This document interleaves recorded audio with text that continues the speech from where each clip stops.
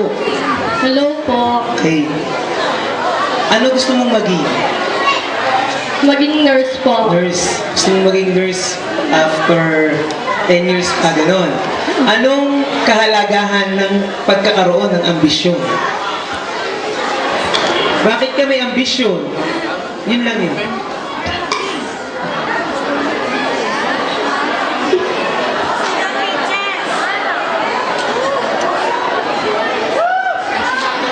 Bakit po iniisip na gusto mong maging nurse? Para po makatulong sa may mga sakit. Okay. Thank you po.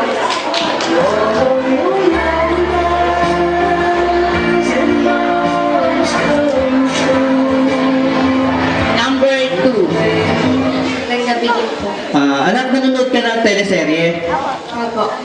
Okay, so teleserye nanonood ka, no? So ano sa palagay mo ang magandang aral ang napupulot mo sa panonood ng teleserye? Maging mapagmahal po. So ano yung paborito mong teleserye?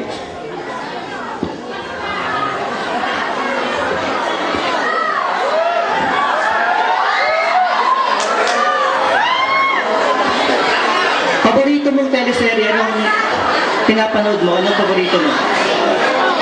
May buwas. Okay, may bukas pa. So anong natutunan mo sa may bukas pa? Yun nga siya sa pagiging mapagmahal. Okay, so yun lang. Maraming salamat.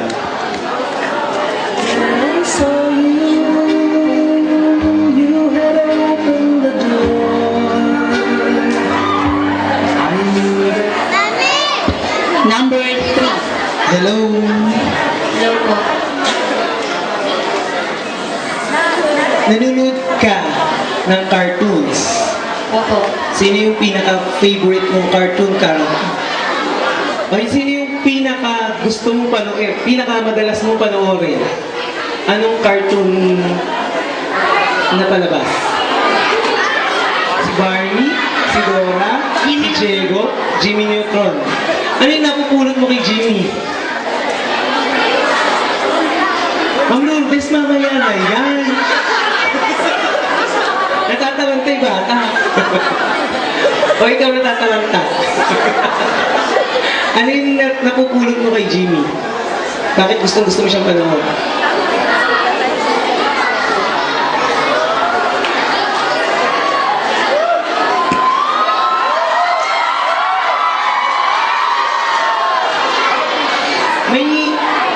May isang episode ng Jimmy Neutron na may natutunan pang mahalagang bagay. Meron. Ano yun? Anong katangian ni Jimmy Neutron? Malakas po. Okay, thank you.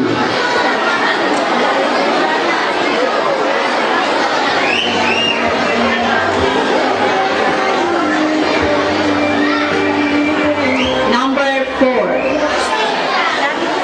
Hello, good evening. Number 5 ka, no? Okay, so...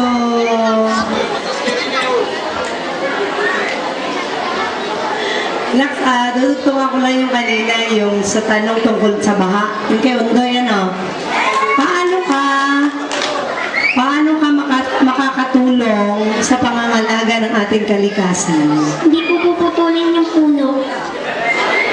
Okay, sige, thank you.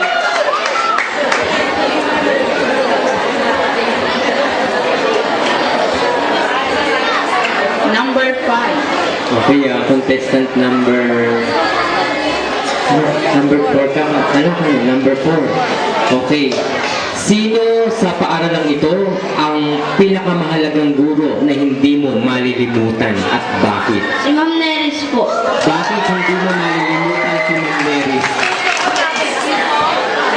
Ako ang magaling magturo. Okay, salamat.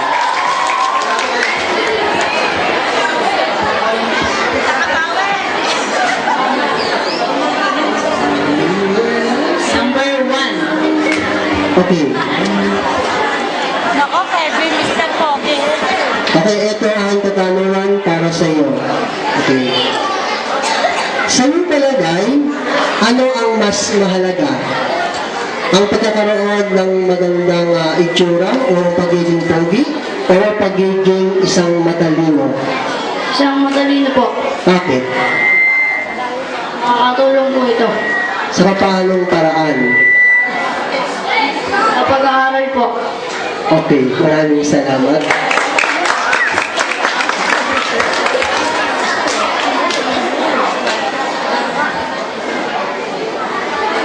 Number 1. Sa akin ulit. Sige. Wala ka ng grade ka na? 4. Grade 4. Okay. Dali lang ha. Ikaw ba ay aware doon sa computer? Computer? Nagko-computer ka ba? Okay. Sa iyong palagay, gaano katagal na oras ang dapat ilagi ng isang batang katulad mo sa pagko-computer at bakit? Kalahati lang po. Okay, bakit? Para hindi po ma-addict. Maraming salamat.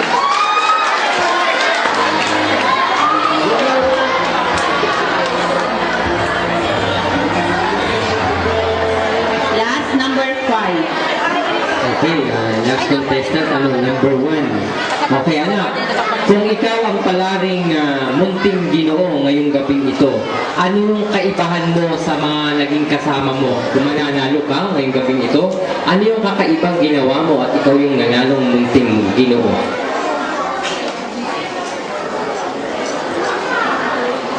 Ano yung kaibahan ng mga pinagagawa mo?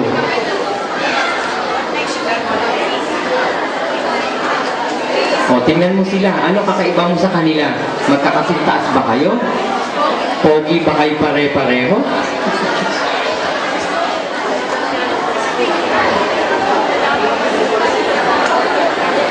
O, kuya, ano na? O, ano kaiba mo sa kanila? Sa inyong anim, naiiba ka, namumukod pangit. Rumampa. O, ano? Ang galing pang lumakad. Lumakad. O sige yan, lumakad ka nga dyan. Sige. Thank you po. Pag po tinawag ko, ito po ay mula sa mababa pataas. Ano po? Ang nagkamit po, ito po ay para sa mga kalalakihan. Third runner-up. Kalahok bilang 3.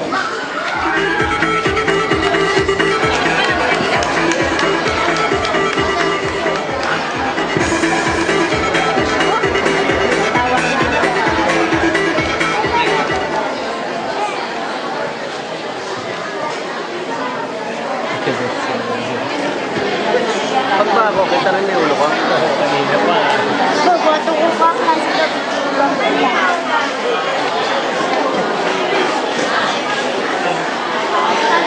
Okay, para naman po sa second runner-up, ito po ay nakamit ni contestant number 5. Lalaki po. Junior tayo, junior. Beautiful girl.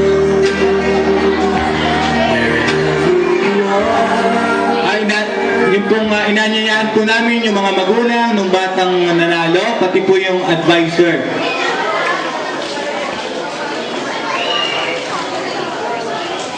Dapat pala gigilid na lang. Ang first runner-up po. Yan.